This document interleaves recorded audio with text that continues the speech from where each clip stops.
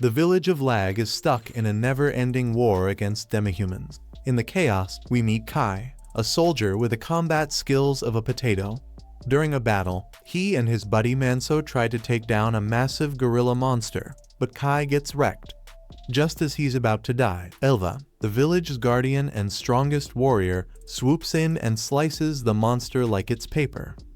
Alva annihilates every gorilla, including the massive gorilla guardian, with ease. After the battle, the soldiers harvest parts from the corpses. Someone gives Alva a strange orb called a godstone. He drinks its liquid and starts glowing red. Turns out, it boosts strength and spiritual energy. Do regular soldiers get one too? Sort of. They get a single drop, while elites like Alva chug the whole thing. Totally fair. Kai gets his drop, feels a little buzz, and immediately wants more but no dice. Peasant rules. Back at the village, they throw a victory feast. The elites feast on meat while grunts like Kai get soup.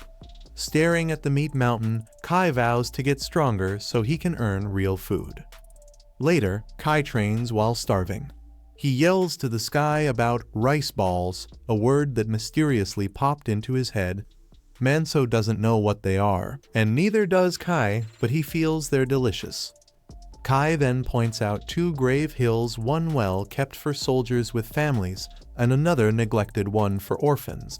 That's where Kai would go if he died. Determined to be remembered, he swears to grow stronger.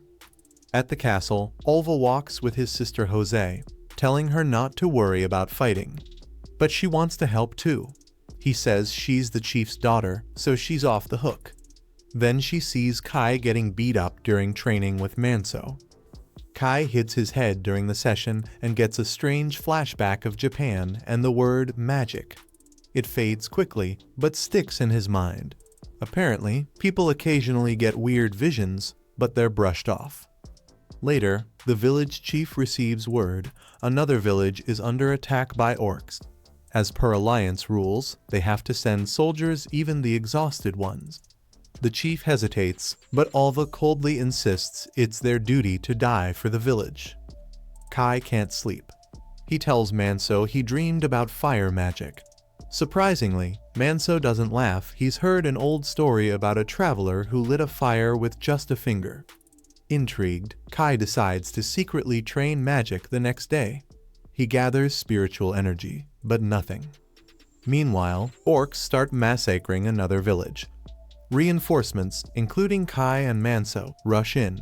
Manso kills an orc, but Kai gets pinned to a tree by a corpse. Another orc charges, but Manso saves him. Kai's leg is busted. Manso tries to help him escape, but Kai insists he's a burden and tells Manso to leave. Manso reluctantly agrees, promising to visit Kai's grave. Alone and bleeding, Kai tries magic again. Still nothing until the orc stabs him. Then, sparks fly from his finger. The orc charges, but Kai finally ignites its face, defeating it. Victory, except Kai's hand is still on fire. He freaks out, trying to put it out, but the fire is draining all his spiritual energy. He realizes he needs to close the dam in his mind to stop the energy flow. Just as he calms down, he sees the orc still alive and coming toward him. Great timing. Kai manages to shut off the fire, but it's too late. The orc grabs him. Thankfully, the fire blinded the orc, so it doesn't realize Kai is still alive. As it carries him near a cliff, Kai slashes it across the chest and sends them both plummeting into the river.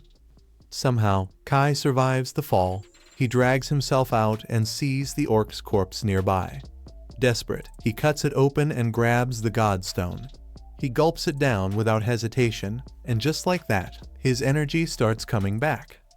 He collapses by a tree to rest. For the first time, he's had a full godstone to himself. His spiritual energy is through the roof, but his shoulder is still bleeding badly. As he watches the sunset, he figures this is it, he'll die out here. At least it's a beautiful view. Back at the village, the soldiers return to another feast. Manso is miserable. Another soldier tells him to cheer up. Then he realizes Kai isn't there, and it dawns on him Kai must have died. Instead of showing sympathy, the guy just says, he was useless anyway. The next morning, Kai wakes up alive and completely healed. His leg and shoulder injuries are gone, which shouldn't be possible even with Godstones. Weird, but he's not dead, so he'll take it. He notices a strange stone wall behind him, covered in inscriptions. When he tries to clear off the ivy with fire magic, the spell blasts him across the valley. His powers are way stronger than before. While recovering, he sees a glowing divine crest on his face. Only guardian bearers have those, but it quickly fades. He tries reading the inscription, but it's in an unknown language. Giving up, he climbs a cliff, but accidentally crushes rocks with his bare hands. That's when it hits him. The Godstones gave him a major upgrade. Then a mysterious voice tells him to go. Not sticking around to find out who it was, Kai sprints up the cliff. Confused but excited, he decides to keep his powers secret, especially the Guardian Crest, since he doesn't remember being chosen by a land god. Back in the village, Manso is shocked when Kai strolls in alive. Life returns to normal, sort of. Kai's too strong now, plowing entire fields without trying. He realizes the divine crest only appears when he overexerts. When asked what happened, Kai admits he drank a godstone from the orc he killed and 40 more from dead ones on his way back. That explains the power-up. Manso congratulates him. Elsa starts watching Kai a little too much, and her friends tease her about it. Meanwhile, Princess Joss prepares for a monthly grave cleaning ritual. The next day, she sees Kai training and questions him. Since she's royalty, Kai explains everything. She's impressed he's way beyond average. She guesses the Godstones supercharged his spiritual energy and challenges him to a sparring match. During their fight, Kai holds back but still keeps up with her. Joss explains that Guardian Bearer strength depends on both their land god and training. Her own powers are limited since her land god is weak, and she doesn't train as much due to gender roles. She hints there are other responsibilities tied to being a Guardian Bearer, but doesn't elaborate. Instead, she invites Kai to join her on the next grave cleaning trip to Ita village, where she'll explain more. A few days later, Kai joins Joss's escort team. Oddly, it's not the usual squad. Someone even says Joss personally requested Kai. Manso shuts down the gossip. At Ita, now a ruined ghost town, Joss asks Kai to accompany her to a flower garden. She prays, transferring red energy into the flowers, asking the land god for grace. She admits her powers are weak because her god's fading and explains guardian bearers must constantly train and consume godstones to maintain strength. When they return to the others, Kai notices the gravestone is made of the same stone from the valley. When he touches it, he can read part of the inscription words like Pact and Temple. Suddenly, apes attack. The group scrambles. Kai, Joss, and Manso retreat, but 2 apes cut them off. One stomps Joss's flower garden, and she loses it, swearing to kill the ape. She tries to fight but freezes in fear. The ape lunges, Kai slashes it down, then kills the second one too. Joss is stunned not just by the kills, but because she briefly saw the guardian tattoos on Kai's face. Back at the village, Ola scolds Joss for fighting, but Muluk steps in to calm him. He's more interested in Kai. He's already heard about the ape takedown and is excited to see what Kai does next. Meanwhile, the village tightens security because an inspector is coming soon. Kai's friends ambush him, teasing that he's now a hero for saving Joss. Rumors are swirling that something happened between the two on the trip. Elsa is clearly into Kai, and her friends warn her to make a move before someone else like Joss does. Right on cue, Joss shows up and pulls Kai aside. She thanks him for saving her and mentions she thought she saw a divine crest during the fight, but now assumes it was her imagination. Still, the incident made her realize she needs to get stronger. She tells Kai he's joining her for daily training. He's not thrilled, but agrees. Unbeknownst to them, Kai's friends are spying from behind a tree that's way too small to hide them. They have no clue what's being said, but they're definitely jealous. Later, while Kai's chopping wood, Elsa shyly brings him water. He thanks her, touched by the gesture, but assumes she's just being kind. Manso, however, knows better and teases Kai for being a lucky guy. Suddenly, Kai hears the same strange bird call from the valley. That night, unable to sleep, he jumps over the village wall and returns to the valley. At the old stone tablet, now clearly a god's gravestone, he thanks the god, cleans the stone, and leaves an offering. On his way back, he enjoys the abundant fruit and water and suddenly gets the idea. Why not live here? He decides to build a house. He tries chopping a tall tree, but all he has is a dagger. He improvises with a fire blade, but nearly starts a forest fire. After putting it out, he somehow recalls molecular chemistry, channels his energy into the tree and splits it at the molecular level. Just then, he spots a group of short figures with climbing gear. One introduces himself as Porik, chief of the Kora people.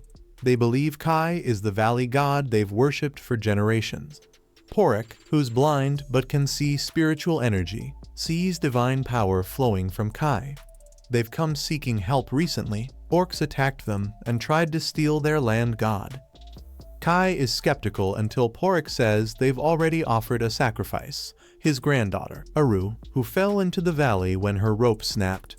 Kai rushes to find her and heals her using the same mysterious energy that once healed him despite not knowing any medicine.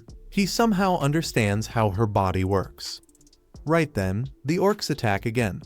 The Koras are outmatched until Kai steps in, taking down one orc and facing the leader, who reveals his divine crest. A voice in Kai's head clearly, the valley god urges him to kill. Porik joins as a fellow guardian bearer. When Kai reveals his own crest, the orcs panic. Despite this, the orc leader forces a charge. Kai and Porik slice through them. Kai faces the leader alone. The orc tries to talk his way out, claiming he only attacked the Koras. Kai isn't moved, they slaughtered people in his valley. Radiating divine energy, Kai cuts off the orc's arm and kills him, then rips out his godstone. Porik is stunned. Kai is the Arbitrator, a divine being older than the gods. He explains that guardian bearer stones are far stronger than regular godstones. Kai splits it, offering half to Porik. They drink. The power hits Porik like a truck. Kai holds on longer, but soon collapses too. While he rests, Kai dreams of the day apes destroyed his first village, his trauma resurfacing. When he wakes up the next morning, he finds Aru next to him under a blanket. She says she was keeping him warm and, as a sacrifice, is now committed to serving him for life. Kai tells Aru he doesn't need a servant and insists she go home. But she refuses. Porik warned breaking the offering ritual would curse her people. Before Kai can argue more, the sun rises. He needs to get back to Lag fast. He leaps the valley wall and finds the Koras still waiting. Their village was destroyed, they have nowhere to go. They ask to live nearby and devote their lives to the valley god. Kai reluctantly agrees, letting them settle around the valley, but forbids entry without permission. Before he leaves, Porik pulls him aside to whisper something important. Back in Lag, Kai is greeted by an annoyed Josses for being late to training. Kai mumbles about oversleeping.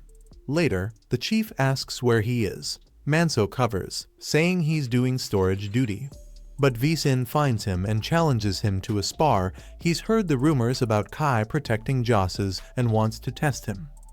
Kai tries to hold back, but his divine crest glows mid-duel. He calms himself, strikes with his spear, and it shatters on Visin's abs. Left with only fists, Kai puts up a fight but gets launched. Visin is impressed and offers to train him. Kai, with no real choice, accepts. Josses is excited. Alva, not so much. He still thinks Kai's just a peasant. Kai's friends check on him later and immediately tease him for getting roped into training with a human tank. With training taking up his days, Kai hasn't visited the valley until that night. He returns and sees a fire. Furious, he said no one could enter. He storms over, only to find Aru, who never left. Technically, she didn't break the rules. Plus, she made dinner. Kai's ready to scold her until he smells the food. It's the best meal he's ever had. The next day at the cafeteria, he's shocked to get a proper portion. The lunch lady says it's a reward for hard work. His friends grumble, but she tells them to stop slacking if they want big boy meals too. Meanwhile, Elsa, distracted by staring at Kai, dumps food on someone's tray and begs for it back. Days pass. Kai trains by day, builds with Oru by night, living a secret double life. He uses his energy blade to help cut trees for her house. One day, he and the crew are told to move a huge boulder. They fail. Then Vizin strolls in and lifts it like it's nothing. Inspired, Kai later tries using his power to grow a flower, and fails. Being a guardian bearer isn't just cool powers, it's hard work. The next morning, he bumps into Elsa in the flower fields. She says the blooms remind her of their old village. Kai is confused until Elsa reminds him they grew up together. He forgot. She recalls how, during the ape attack, everyone froze but young Kai ran straight at it, buying time for Vizin to save them. That moment made him a hero in her eyes.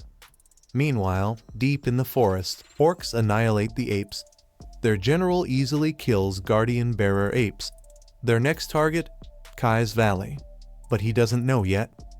Back in Lag, while on storehouse duty, Kai finds a grain of wheat and wonders if he can make rice balls. Elsa asks what that is, but he's never actually had one, just heard they're delicious. Manso interrupts, reminding him there's a mountain of bags left. Then Vizin bursts in, warning them to hide the food and inspector's coming. Ulva's skeptical, but Vizin insists, if the inspector sees it, people will go hungry. Vizin may be tough, but he actually cares. The inspector, Gandalf, arrives. He looks like a giant toad and immediately starts complaining, especially about demihumans. He boasts about killing 10 apes on his way in and demands respect. Josses is impressed until Gandalf starts insulting everyone. And just like that, nobody likes him. A second man, Natada, a monk traveling separately, arrives in Lag. Gandalf inspects the storehouse, grumbles about the poor supplies, and claims he'll be staying in Lag a while, basically mooching. Kai meets Nat at the gravesite. Nat reveals he trained hard enough to earn a divine crest, but never got guardian protection. This blows Kai's mind. Gandalf complains about his meals and demands more, starving everyone else while he feasts. In Vizin's war room, Nat warns of a large orc group nearby, not huge enough to invade the kingdom, but too big to ignore. He asks Vizin for backup for an orc hunt. Vizin agrees to send a squad. Kai tells Aru he's been picked for the orc team. She's worried, but he promises to return. Porek suspects the orcs are hunting those Kai killed before. Kai's ready anyway. The next morning, as Gandalf freeloads, Kai, Josses, and the squad head out. Vizin says Ulva is busy fighting apes that attacked Gandalf. Elsa gives Kai homemade rice balls, reminding him of a mother he never knew. Kai treasures them and leaves. They find a battlefield of dead apes and orcs. Nat suspects the orcs fought the apes and lost something important. Josses thinks orcs might be after the same goal. Nat reveals he's on a prophecy mission, searching for a god buried in these lands immensely powerful, beyond good or evil. Kai suspects it might be him. At a ruined village, signs of orc activity appear. Josses wants to help survivors. Nat wants to investigate the godstone. Kai and Nat explore the shrine. Kai's calmness unnerves Nat. Outside, Josses finds an orc corpse. Kai rescues a wounded female Usul guardian bearer who had fiercely fought the orcs but died. Joss is inspired, believing she can be strong too. They hold a funeral, but the godstone is missing its power, likely passed on. Nat deduces the main orc force took a path directly toward Kai's valley. Kai volunteers to warn them. Back at the valley, Porek prepares to make a stand despite the odds. Meanwhile, Ola finds an ape army near Lag. He wants to attack immediately for Gandalf's approval, but the team insists on regrouping. The squad worries about Kai. Josses thinks of chasing him, but is told her safety is priority. Nat trusts Kai's strength and sends magical spies to track him, suspecting Kai knows more about the Valley God. Kai sprints through the forest, finds many orc tracks, then is ambushed only to find Korers led by Kechek here to help. Having been alerted by Porik, real orcs arrive, including the leader, a Rigdaro's elite warrior with a divine crest. Porik recognizes him. Kai tells everyone to back off. He'll handle this. Nat sees Kai's divine crest and confirms Kai is the god from the prophecy. The orc leader, a Durkin, speaks human and reveals he knows Kai is the Valley God's new bearer. Suddenly, the Valley God tells Kai to kill Raken. Kai attacks with his spear, but Raken blocks and easily knocks him back. Kai tries again, stabbing from behind, but Raken's rock-like skin breaks his spear. He kicks the broken spear tip into Raken's side, but Raken instantly heals and pins him down. Kechek asks if all Guardian Bearers heal like that, but Porik says Raken's regeneration is beyond normal, he might be immortal. Raken mocks Kai, threatening to kill him and destroy the valley. Kai summons all his strength, blasts Raken with fire, making him drop Kai. But Raken quickly adapts, runs through the fire, and kicks Kai across the battlefield, explaining his god nullifies known attacks once understood. Kai pulls a knife for a last stand, but it breaks. Out of options and energy, he looks defeated. The Korers panic. Nada fears if Kai dies, the Valley God's power could fall to demihumans. Raken taunts Kai to die, but Kai spots the rice balls Elsa gave him. This triggers a memory from another world knowledge no one here has. Raken's god can nullify known attacks, but Kai's next move uses atomic science, an unknown concept. As Raken raises his axe, Kai slashes with a glowing energy blade between atoms, severing Raken's arm. Everyone's stunned. Raken enraged charges, but Kai slices him across the chest, killing him. Nada witnesses the fight, shocked and wary of Kai's true power. Back at the village, Joss collapses from a serious leg wound, causing Manso to panic. In the forest, Kai picks up Raken's Godstone. Orcs fear him and back off. Kai absorbs the Godstone's massive power, radiating energy that scares the orcs away. Seconds later, Kai passes out from the overwhelming power.